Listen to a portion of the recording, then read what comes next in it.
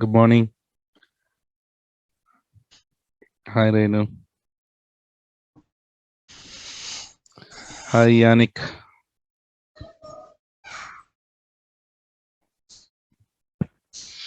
Nice. Okay, so let's jump on. So what did we discuss in our last class?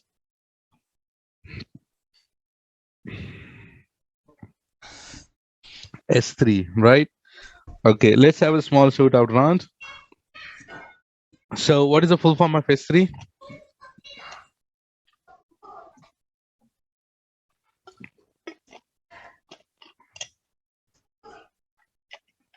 Simple storage service.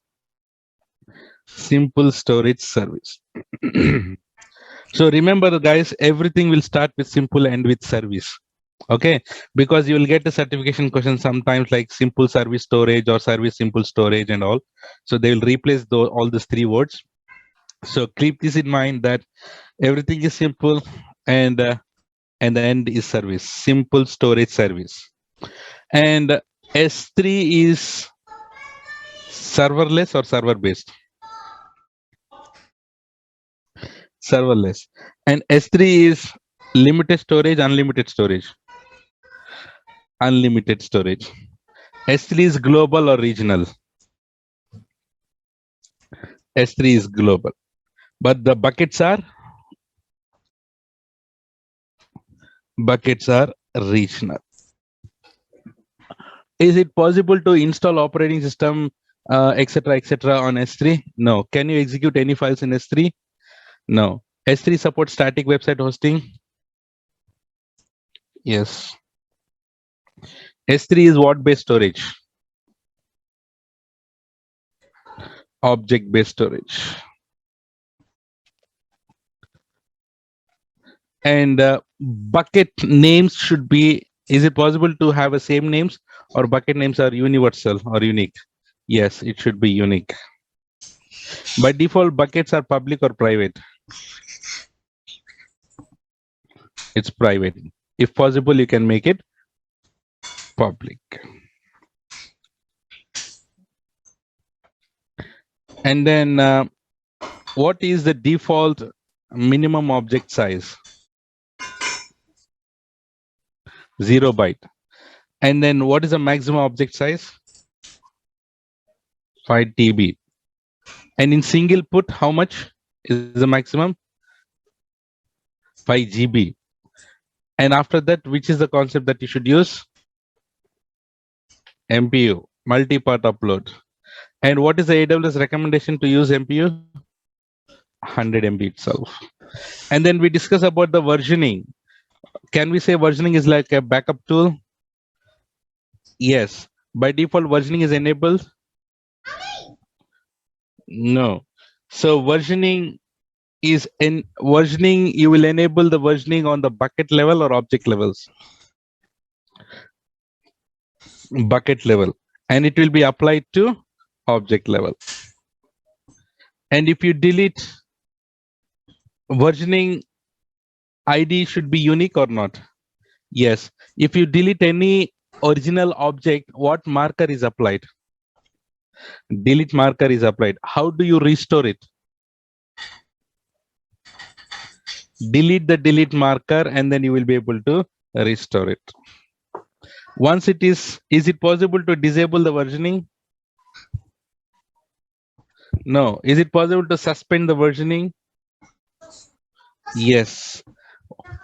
So if you suspend the versioning, do you expect any versionings after you are suspended and then you upload the files? No.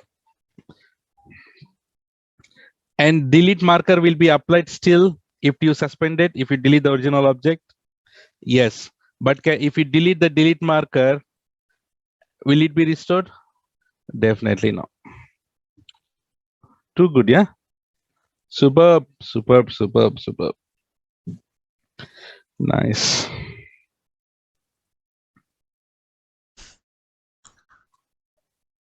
Let me share my screen. So can you please confirm? Can you see my screen and can you hear me well? Okay. So now let's talk about something called storage classes. Write down that name.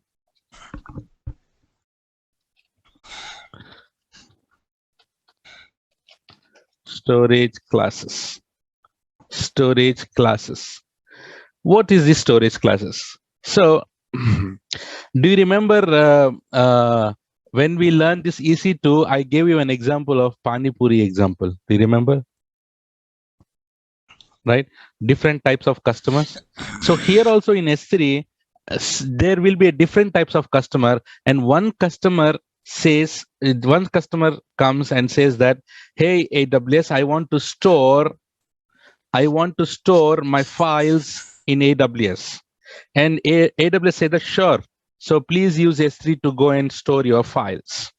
So this customer one, what he did was he started, and then he uploaded all his files in S3 and he started using it frequently. Frequently, every day he's accessing it.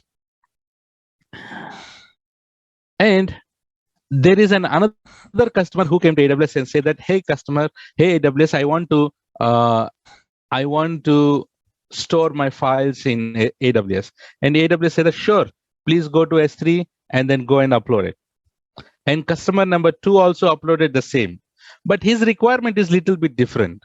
He want to access his files only once in a week, or basically not frequently.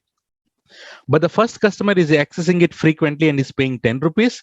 And the second customer also, he's paying 10 rupees, but he's not frequently accessing it. He's not frequently accessing it, right? Once in a while he's accessing it, but still he's paying the same as like first customer as he's accessing frequently. Yes or no? There should be some difference, right? So this second customer got angry and said that, hey, AWS, see the first customer, he's utilizing S3 like anything. Very nicely he's utilizing, every day he's accessing it, every day he's accessing, he's paying 10 rupees. And for me, I am still using S3, but I'm not accessing it frequently. Why I need to pay 10 rupees? So AWS didn't say that you are using, whether you use it or not, you should pay. He didn't say that. And AWS understood his problem, right? And then he started thinking. And another customer will say that, hey AWS, I want to put the data. And he said, yes, go ahead and put it. But my data is not critical.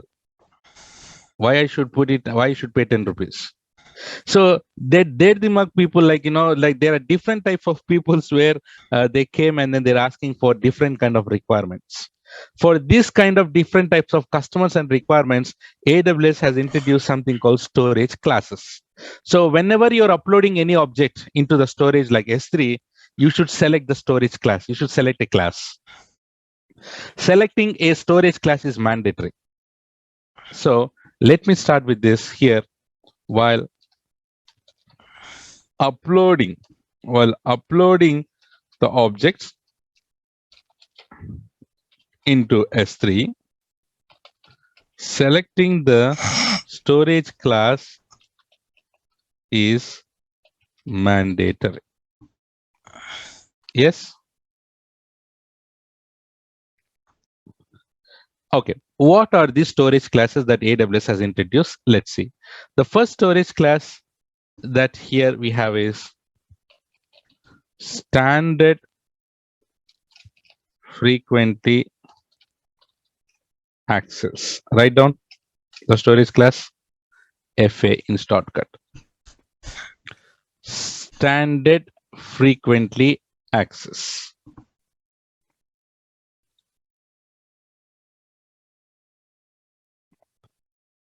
Standard frequently access. This standard frequently access is the first storage class, which is invented by this guy. And this storage class is, guys, do you see the name is standard frequently access? So if any customer want to access his data frequently, this is used for frequently access data. Agree? Yes, this is used for frequently access data. So if at all you want to access it frequently, which storage class that you should choose? Frequently access, the standard frequently access, SFA or FA. And also I told you selecting the storage class is mandatory. So there are different type of storage classes that we're going to learn, but this is the default storage class. Which is a default storage class? This is a certification question, everyone.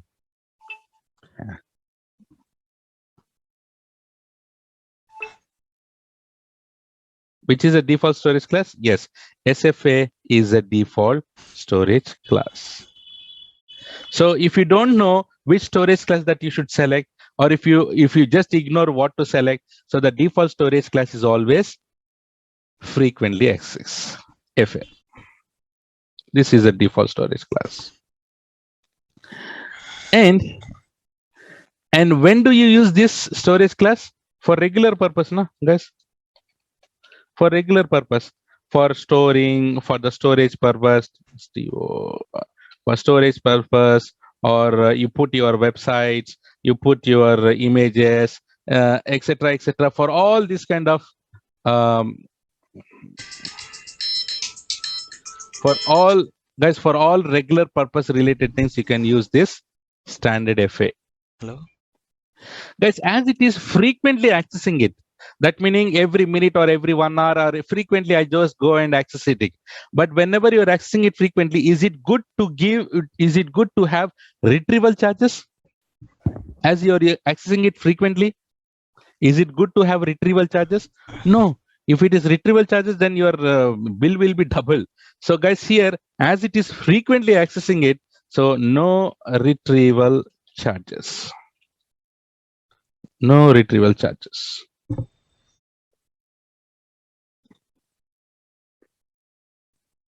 No retrieval charges. Of course, data is critical, right? Whatever the data, who's responsible this? As it is S3 serverless, data is critical. That meaning, as it is serverless, if I put any data inside it, definitely who should be the responsible for my data? If I put all my data in S3, AWS itself. So this is the standard frequently access. So now we got another customer, and another storage class. What we have is here standard. Write down standard infrequently access. In shortcut, IA. Right? In shortcut, it is IA. Standard infrequently access. So what this guy is this? So what is this about then? So this is used for what? This is used for infrequently access data. This is used for infrequently access data. As it is infrequently access data, definitely it is cheaper than FA. Right? Yes. So why he's asking, so as it is free infrequently, so guys, this customer, this customer is saying is, hey AWS, I want to use your SC, that's fine, but I'm not accessing my data frequently as that first customer is doing. So please give me some discount. That entire crying is all about discount only. Okay. So discount concept. So yes, so AWS thought that, yeah, no problem, as you are not accessing it frequently, I believe you that if you use this storage class called infrequently access, you will get definitely cheaper price. But we are very smart, right? What do? We'll put our data in infrequently access and started accessing frequently because there is less money there. So AWS is much smarter than you. So, and that's the reason why he put here retrieval charges. Gaya. Right? Retrieval charges. So guys, retrieval charges apply here because, so whenever you are, so it is That meaning if you put the data here and you were accessing it frequently, it will cost even more double than the first customer.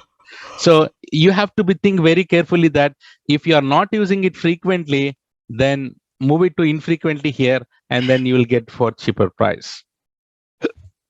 And as it says infrequently access, don't think that it will take time to retrieve it. No, it will demand rapid access. That meaning whenever you try to retrieve it, immediately you will get it. It doesn't take any time.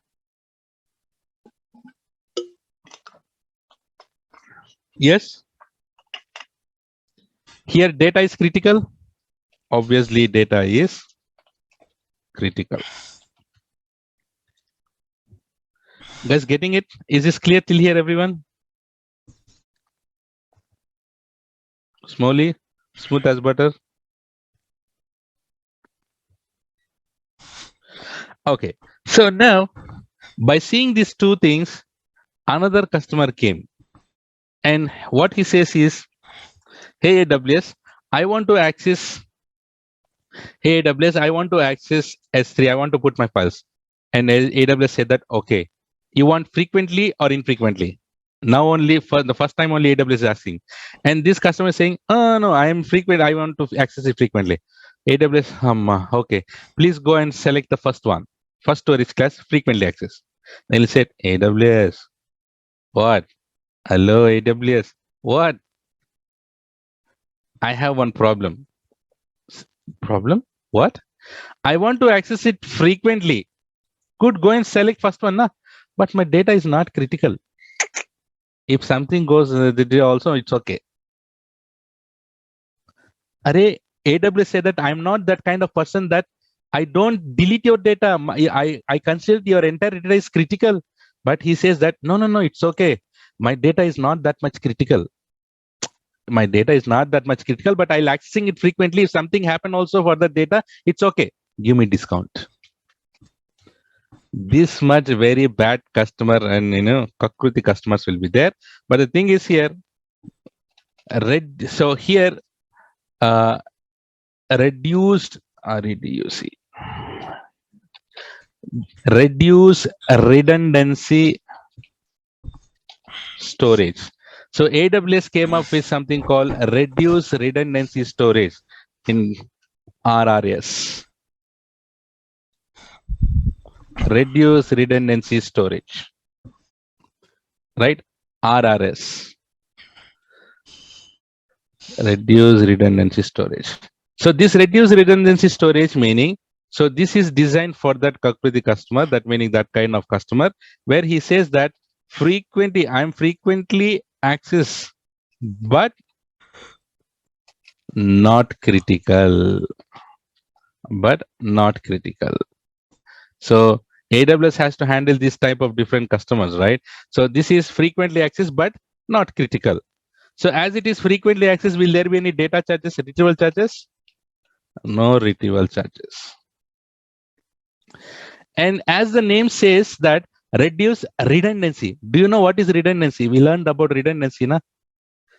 Keeping the same data in multiple locations is called redundancy, right? So that redundancy has been reduced. That redundancy got reduced.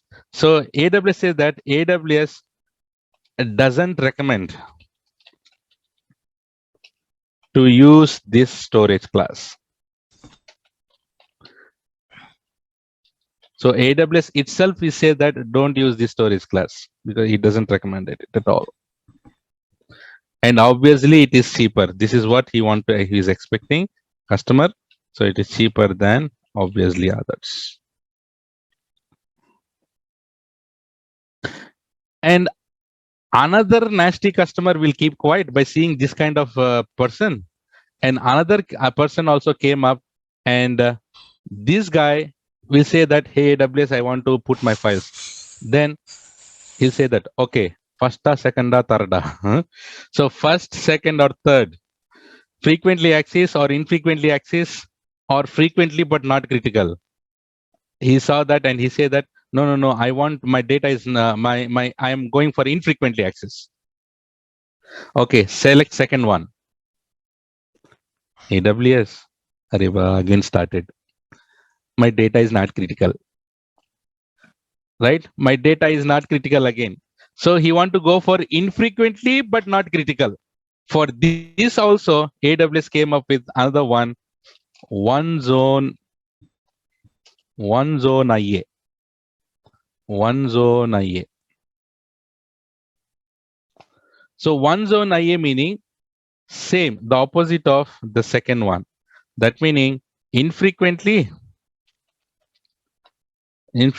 access but not critical. You getting it? Infrequently access but not. As it is infrequently, retrieval charges apply.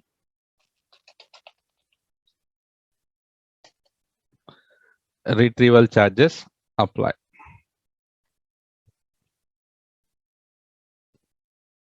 You getting it? Is this clear till here? Storage classes. And by seeing these 4 different types of customer, one customer got confused, another customer, new customer got confused, and he is Dr. Bali type. Or and this guy says that, hey AWS, I want to put my files in AWS. So AWS says that yes, go to S3, 1, 2, 3, 4, and that customer says that I don't know. What? Yeah, I don't know. Oi, customer, you want to access it frequently or infrequently? I'm Dr. Bali. No, I don't know. Right? So the thing is here, for this kind of customer also, poor AWS, what he did is he has introduced something called intelligent tier. Intelligent tiering. Intelligent tiering is for unknown access patterns. Unknown. Ew, what's that?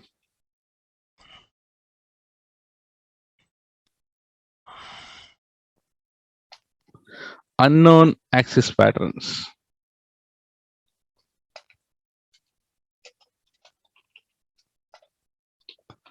Unknown access patterns.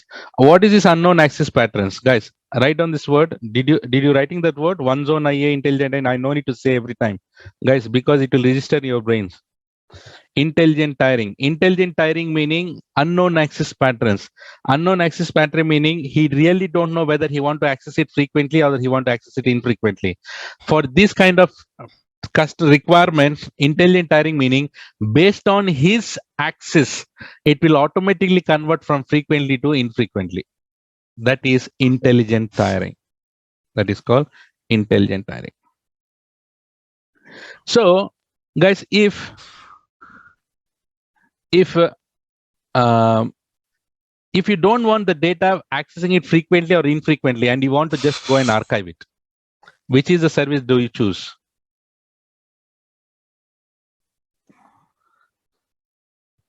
For archiving? Yes, Glacier, right? So we have also another storage class called Glacier. So in this Glacier,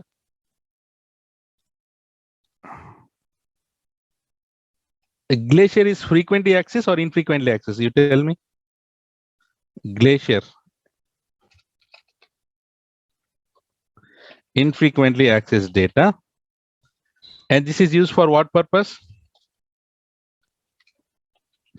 Archiving purpose. Guys, in S3, what do we create? Buckets. Right? So in S3, we call it we create a buckets. And what does the bucket contains?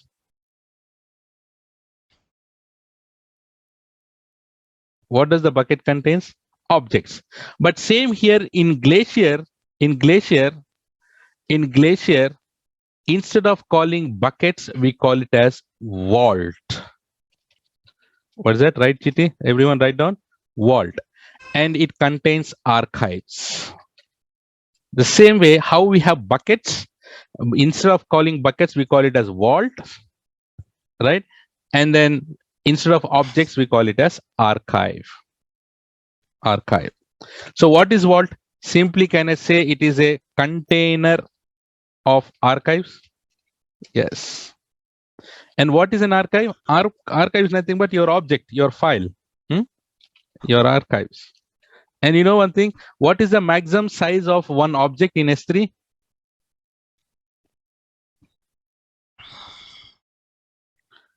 5 TB, na? But here, you know what? Here it is 40 terabyte. One archive can be how much? 40 terabyte, man. 40 terabyte. And like this, you can have unlimited number of archives.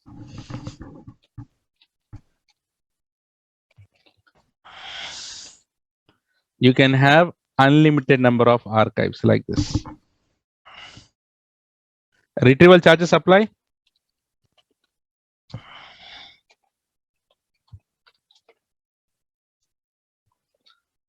Retrieval charges apply. And like this, you know how many volts you can have? Like this, you can have 1000 volts. Like you can have 1000 volts. I don't know where he's digging, where he is putting, where he's digging. I don't, right? So you can 1 volt is enough for our lifetime because 1 volt can have unlimited number of archives, and one archive can be in like 40 terabytes. As it has retrieval option, so guys, yes, as we have retrieval charges here, we have something called Glacier has retrieval options. How do you retrieve the data from Glacier? Just like that, you cannot do it, guys. So there are three types of retrieval options. You have it. One is called expedited, standard, and bulk. Expedited, standard, and bulk. Expedited meaning you will get, if you want to retrieve it, you will get the data within 1 to 5 minutes. And if you go for standard, it will take 3 to 5 hours to get your data back. And if you go for bulk and huge data, and obviously it will take to, I think, 5 to 12 hours. Getting it? You got it? These are the retrieval options that you have it in the Glacier.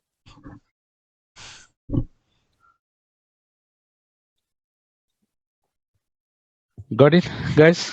Is this clear till here, everyone? Getting it slowly? It will depend upon the data, obviously the size. So now, AWS has also introduced another storage class which is called Deep Glacier. What is that, guys? Sorry. Deep Glacier.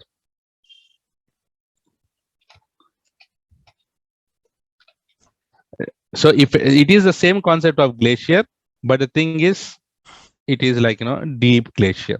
I talk about it. So now, good thing. So we have learned so many storage classes here. Now I want to ask you two things here, guys. What is the meaning of availability? Availability. In short, can I say it as anytime? Yes, anytime. And what is durability? Can I say long time? Yes. So you might have a question that, sir, for how long my data will be there in S3? That is called durability. And sir, anytime I'll get my data back, that is called availability. So let us see what are the availabilities and then durabilities for each and every storage class. Availability, durability, availability, and then durability.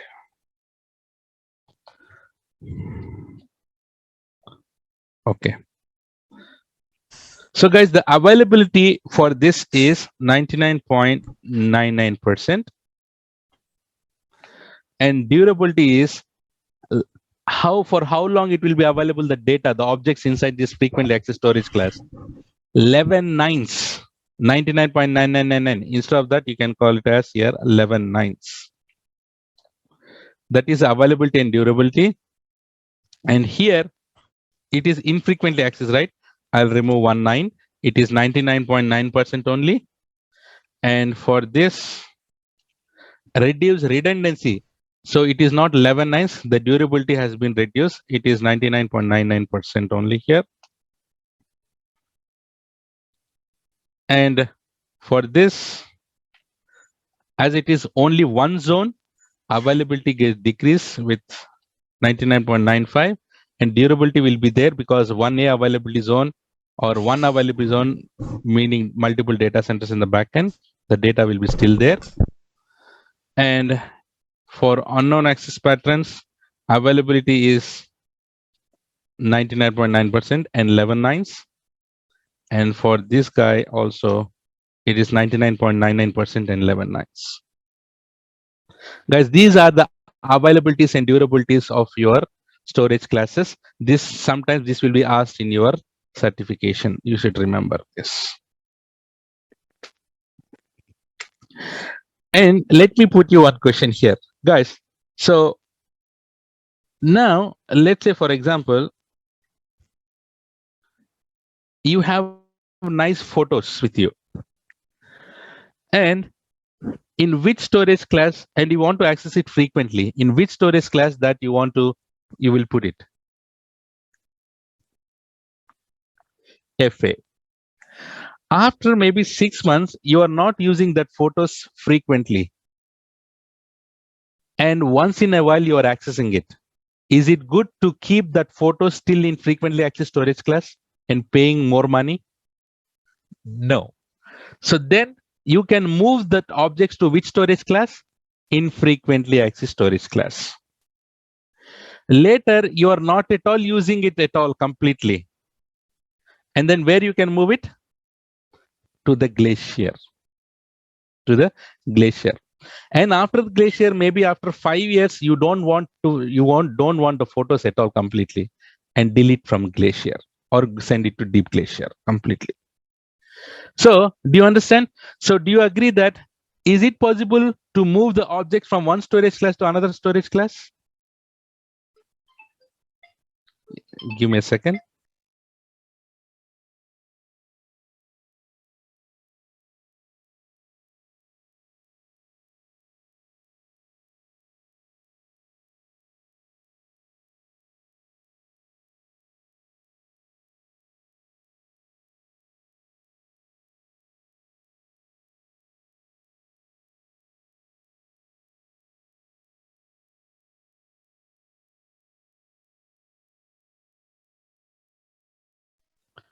Yeah. So yes, we can. It is possible. Definitely, it is possible to move the object from one storage class to another storage class. Guys, is it possible to move manually, moving all hundreds of millions of objects manually from one storage class to another storage class? Definitely no. So we can do it automatically using a concept called life cycle management.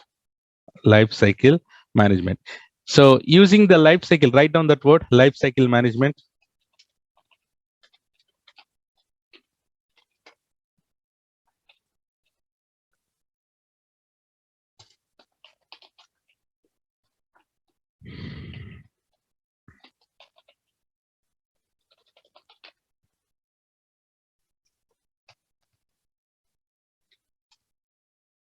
Yes, like this. So how do we do is basically we have something called life cycle rules. So we need to create a life cycle rules in order to move this. So there is a little bit, guys, what is the minimum object size? I should put it here. What is the minimum object size that we learned? 0 byte. That is a minimum object size. But Here, the minimum object size is in here 128 KB. Write down that certification question. Minimum object size is 128 KB here in infrequently. And also uh, in one zone IA also minimum object size is 128 KB. Yeah. So for these two, the minimum object size should be 128 KB. You cannot move in infrequently access, you cannot move the 0 byte empty file right there. Yes. So, and it also says that minimum duration. Here we have something called minimum duration. For how much time that the object should be there inside this infrequently access is minimum how many days it should be there? 30 days. Then only you can move it. So here also minimum 30 days. Here also minimum duration is 30 days. And here minimum duration is 90 days for Glacier. For deep Glacier, the minimum duration is 180 days. So I'll talk about that soon. So guys, immediately you can move the data from frequently access to infrequently access. For how long in infrequently access should be there? Minimum 30 days it should be there. Then only you can move it to another storage class. Guys, you got it? Yes. So is this clear till here, everyone? Before I go to the next thing. So for Glacier, what is the minimum duration? Everyone, 90 days. For infrequently access, 30 days. So let us go ahead and then try to talk about life cycle management. What is this life cycle management? So in this life cycle management, let's say this is life cycle management.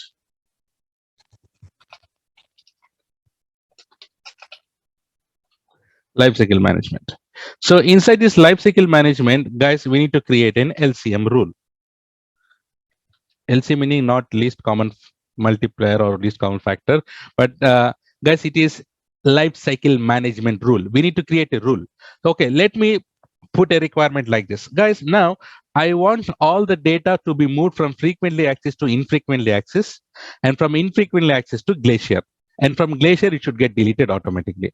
So I don't want to do it manually. I want to do this automatically for entire bucket. So please keep this in mind. These LCMs are created on the bucket level or object level. Everything is created or enabled on the bucket level only, but it will be applied on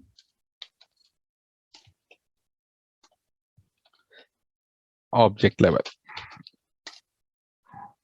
Will applied on object level. Right? Okay. So you can set up this LCM rules, guys, for your current versions and previous versions also. Write down this.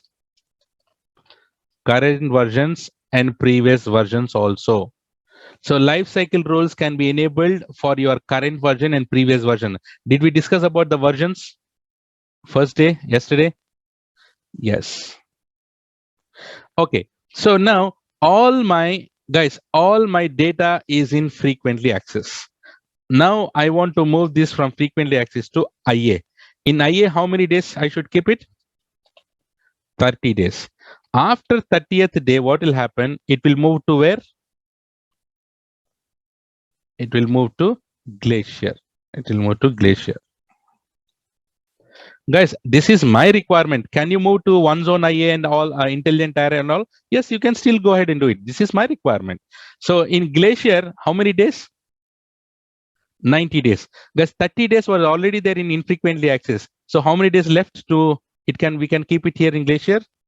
All together, it is 60 days is fine. So 60 plus 30, 90 days. So Glacier, 90 days. So guys, if you're moving like this is called transition. What is this called? Transition. If you're moving the object from one storage class to another storage class, we call it as transition. And then after that, after moving to the Glacier, delete after 365 days. I just putting 365 days. You can put how much ever. So this is called expiration. There are two things here. Write down these two: transition and expiration. What is that, guys? Transition and expiration. Transition and expiration. Transition and expiration. Getting it? So like this, you can create this life cycle rows in order to move it. So guys, mainly in order to save the cost, the main reason why we move it is for cost optimization. Yes or no? Why need to pay unnecessarily more money if you keep all your objects in frequently access and you're not using it frequently? Move it. And Glacier is obviously cheaper than every storage class or every storage. Automatically. That's why we are creating a rules. Once you create a rule, everything will be happening automatically. You don't need to wait for 30 days to move it, or you need to wait for 60 days. So automatically, when it reaches to 30 days or 60 days, this transition will be happening automatically. Is this clear? And S3 is all about few small things. Guys, you can go ahead and do this object lock also, right? You can permanently you can permanently lock it, and you can lock it for certain period. What if you lock it? If you lock it, you cannot override, you cannot modify, you cannot delete, nothing. You are just locking the object. There are small properties, small things that you have it in S3.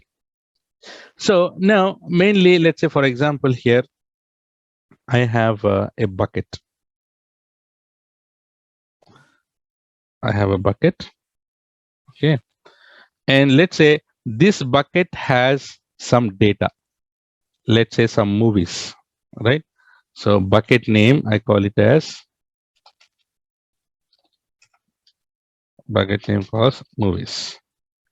Okay. So many people, I have movies inside this, all my so many movies, or whichever data, whichever it is, you can have it. And then there are many people like, user 1, user 2, or Chandra or Gopi, right? Chandra, Gopi, right? And Pasha, all these people, they are trying to access my bucket.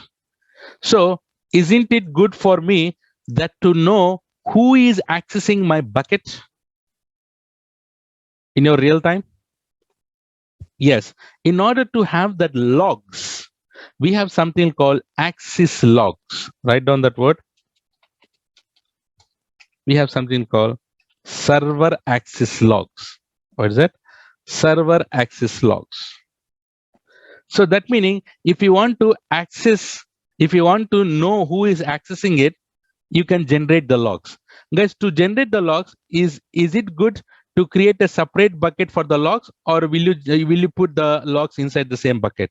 Separate bucket or same bucket? Which one is better? Yes, separate bucket is better. So all the logs will be generated in the separate bucket. We can configure it. You call it as movies access log, something like this. So what it do is, who is accessing your bucket, everything will be logged. Will be logged. So guys, these logs are enabled on the bucket level. Agree? Again, logs are bucket level only. So basically, who is accessing from which IP address, who, what, which post, put method, whatnot, everything, all the logs will be generated over here. If you want to go and monitor it or audit it, you can get it. So when I talk about the logs, guys, I'm talking about the bucket. Who is accessing my bucket?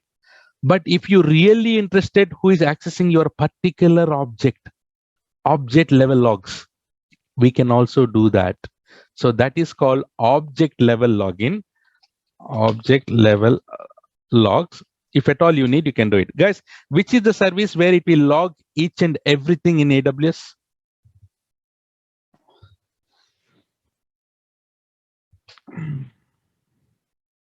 Which is the service? Yes, Cloud Trail. Very good. Cloud Trail. So Cloud Trail is the service where it will log each and everything. If at all you want to find out who is accessing a particular object, you can utilize Cloud Trail. So guys, how does the logs in general look like? Is the logs will be in readable format generally? No. So it will be very, without delimiters, without, it will be in single line. You don't understand what is that. There is no columns, there is no properly nothing. So to analyze these logs, there is a service recently, I mean 1 year back, or recently came up, that is called Athena, not Antenna. Vilaite, Kudrite, cup of coffee. So it is not Antenna, it is Athena.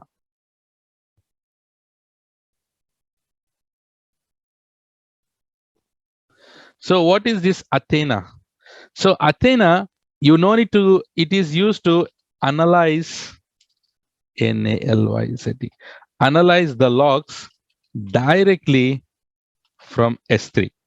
How it does is, basically, it is a little bit interesting. See, what it does is, guys, developers, guys, who will be analyzing the logs usually? Developers only, na? So developers, you can create a table in Athena. You can create a table, your SQL table, guys. You can create an SQL table. You can create columns like this, and you can put a columns inside this table. Call it as from which IP address it is coming, from which source, from which destination, and which object is getting access, and which method it is put, post, delete, whatever. So everything basically, guys, and then all the logs will be all the logs you will get it in the raw format. So that will, so here it will be, and then you can write a nice SQL queries and then retrieve exactly what you need. Because isn't it difficult to go ahead and do all this kind of customization directly on the log file?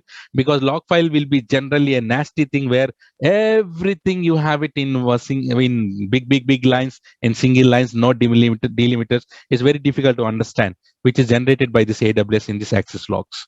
So that's why if at all you want to analyze it, you can create like this, and then you can analyze it specifically. You want to analyze by writing the SQL queries. Not for us, it's for developers, but it's good to know the topic concept.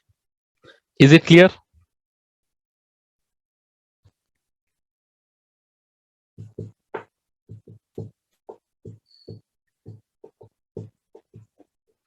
Non-IT, getting it?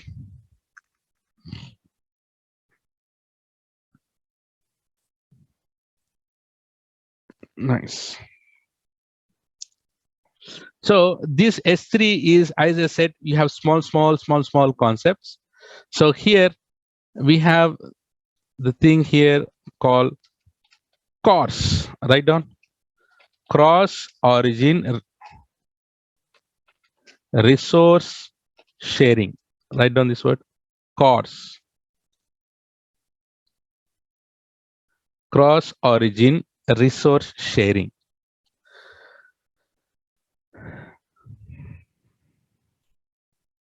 Cross origin resource sharing. So guys, I told you that I will be touching little bit development concept also. This is also mostly used by the developers, but let's see what is this. So let's say, for example, I created two buckets, right? Oh, this is one bucket and this is another bucket. I created two buckets. I call it as course bucket 1, course bucket 2. Guys, and here can I upload index.html and then enable static website hosting? Guys, yes, I upload index.html and I can have and enable static website hosting. Yes, and if I open my URL in the browser, I'll get like this application in the browser and my index.html. Yes, this is my browser. This is my browser and I'll get my application. What application I'll get here? Index.html. Right? I open my index.html. Index.html contains some content. Let's say, for example, hello, I am index. Let's say, for example. So this will be available on the page. Yes or no? Everyone? Clear? Yes. So now I'll upload another object inside that, our puppy.jpg. I'll upload another object called puppy.jpg in the same bucket. In the same bucket. How is the puppy.jpg URL looks like? So URL will look like this now. http:// bucket1 dot s3 dot s3 dot whichever it is, south1 dot aws dot amazon aws.com / puppy dot jpg. This one. So this is the URL here. Okay. So guys, now can you tell me, developers, can I call this puppy.jpg inside this index.html? Can I call this image inside this index.html? Yes. Yes, no, obviously. We can call any object, not only puppy, any file also you can embed it, right? So if we call it, so in the same page, you will get puppy also now here. You'll get, right? You will get puppy.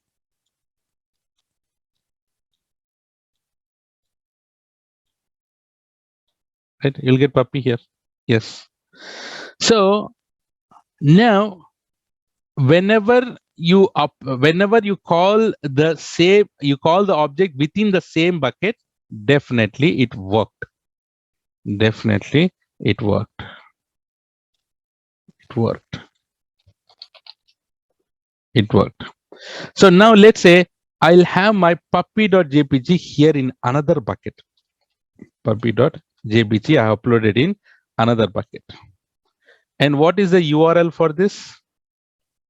Same thing, you have it, but here we have course bucket 2. Guys, can you tell me this? Can we tell me here these two are different origins? Because this is one domain and this is another domain. These are two different origins, right? Yes or no? This is one origin and this is another origin. There are two different origins. Okay. So now I'm calling, guys, now I'm calling this puppy.jpg from another bucket inside this index.html. I'm calling puppy.jpg inside this index.html from the another bucket, another origin. Will this work? If I call this, will this work here? This puppy.jpg will be visible here? Definitely no. This will not work. This will not work. So why it doesn't work? Why it doesn't work? Because this is a problem, cross origin resource sharing. So this resource meaning here puppy.jpg is not allowed to share to other origin.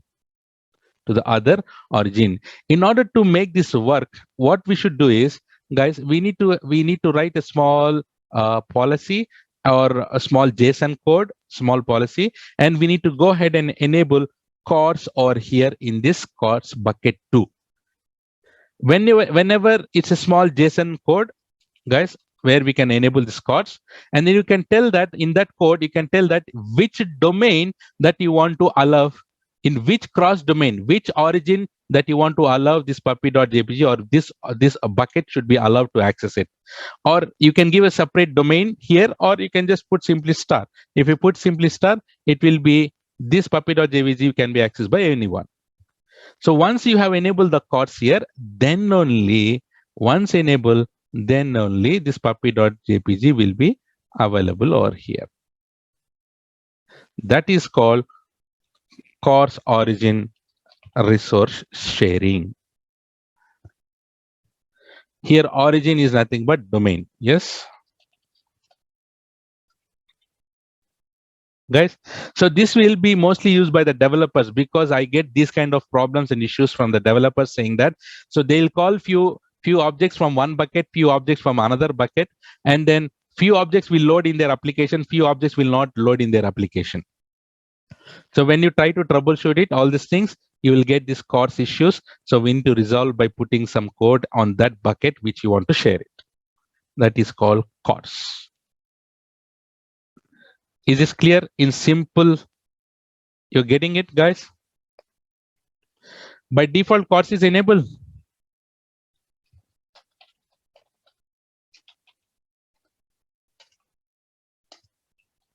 Yes, by default, course is not enabled. Is this clear? Everyone CC? So we have here another which is related, which is called CRR. Write down this: cross region replication.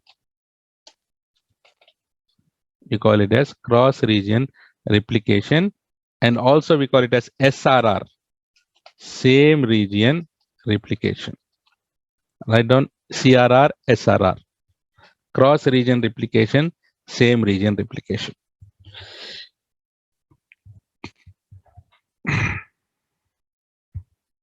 So as the name says, cross region replication. Let's say, for example, here I created a bucket. Okay, I have the bucket here, which is in Mumbai,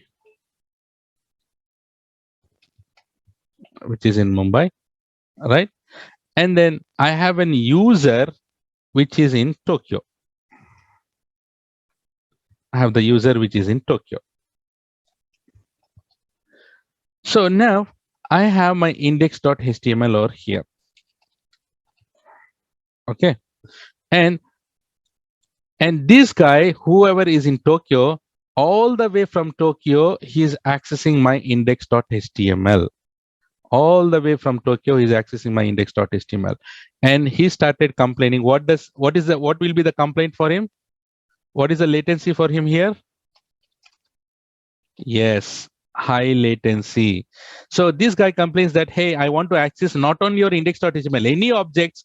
So for me, it is having latency, obviously, because he's accessing all the way from Tokyo. So now how to make it as low latency? Simple. Create another bucket here in Tokyo region itself. Here itself. And then here, what we need to do is we need to go for CRR rule. We need to enable CRR rule. We need to create a CRR rule. What is CRR rule? Cross region replication. We will be telling that, hey, my source is Mumbai, this bucket, right? And then my destination is the Tokyo bucket. So once you created a CRR rule, then what will happen is whatever you have uploaded after that, everything will be automatically synchronized to this bucket based on the configuration that you have created. So this is called here CRR, and replication will be happening automatically by the AWS. You just need to configure the CRR rule where to where it should get replicated, right? After that, whatever objects that you uploaded, this puppy.jpg will automatically get replicated over here. And Tokyo guy, what he'll do is he'll just access from this bucket from the Tokyo itself instead of going to the Mumbai. This is called CRR. So guys, can you tell me this index.html will be replicated? Answer is no, because this index.html was uploaded before the CRR rule got created. Any objects will be replicated only after creating the CRR rule. Existing objects will not be replicated, and you need to copy it manually. Guys, same way, if I'm going ahead and then I have another bucket which is in Mumbai only, and I want to do the synchronization between these two. And what is that called? SRR. That is called SRR. Same concept, right? It's not per object. See, guys, everything, the CRR again, but CRR is enabled by default.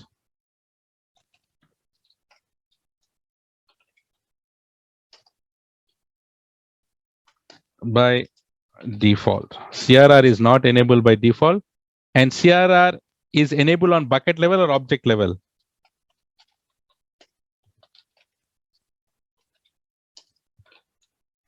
Someone asked, is it, we need to apply this for each and every object? If you have millions of an object, you will die, right? So it is damn very difficult if you go and enable this. No, it is bucket level, simple, right? So here, keep this in mind. I'll write this also, that objects will be replicated only after creating CRR rule. Existing objects are not replicated. Copy it manually.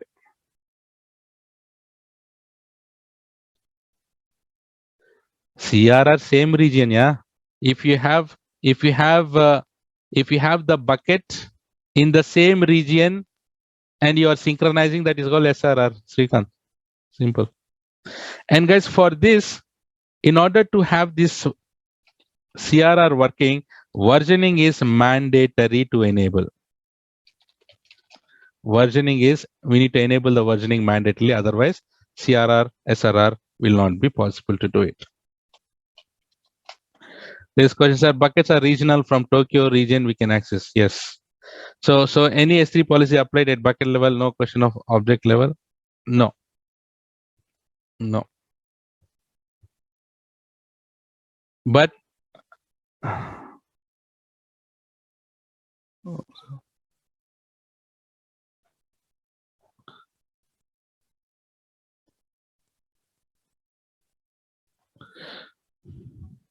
okay. So guys, what is the question? So any S3 policy applied at bucket level. So anything, not, so don't use a word called policy. Policy is different again. So anything, the enabling and disabling is done only on the bucket level, not on the object level at all. Yes. So, and another important thing I'll tell you, CRR can be done across cross regions. We know that. And cross account also, guys. So we can do the replication from my account to other account completely, right? Completely cross account also, CRR is possible. Is that clear?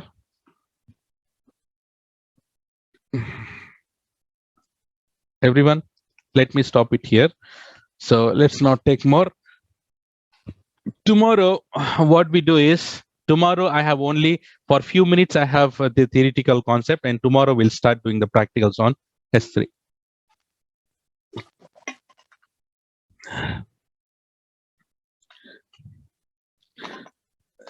N number of requirements, Srikanth. N number of requirement. It is N number of requirement.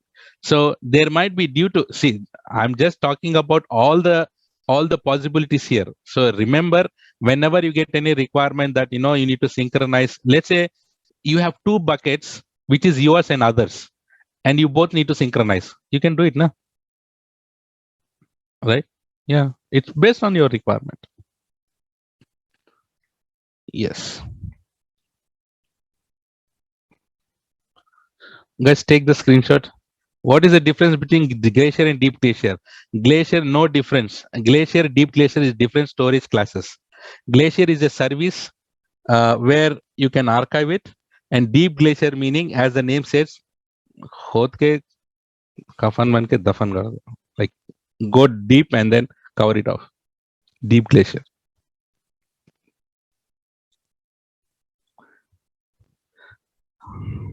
Guys, take the screenshot and let me know once done.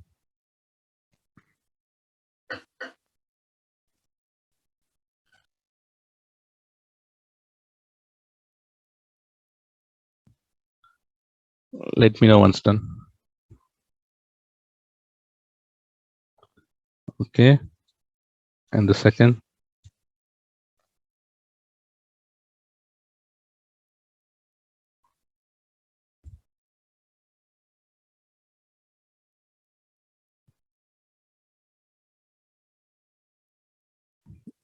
Okay. Third.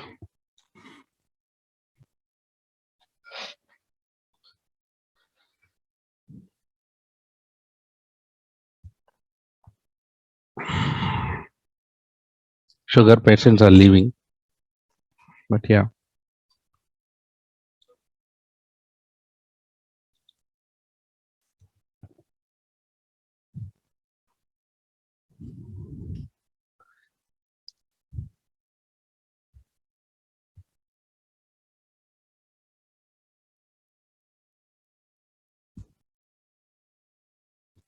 Done.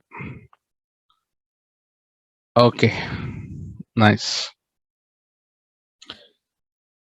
Good. So guys, can you give the final CC for today?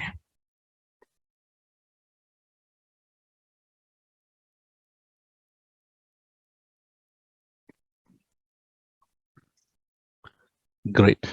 So that is all, guys, for today. And I'll see you tomorrow with the next topic. Until then, take care. Bye-bye. Have a nice day. See you tomorrow. Bye.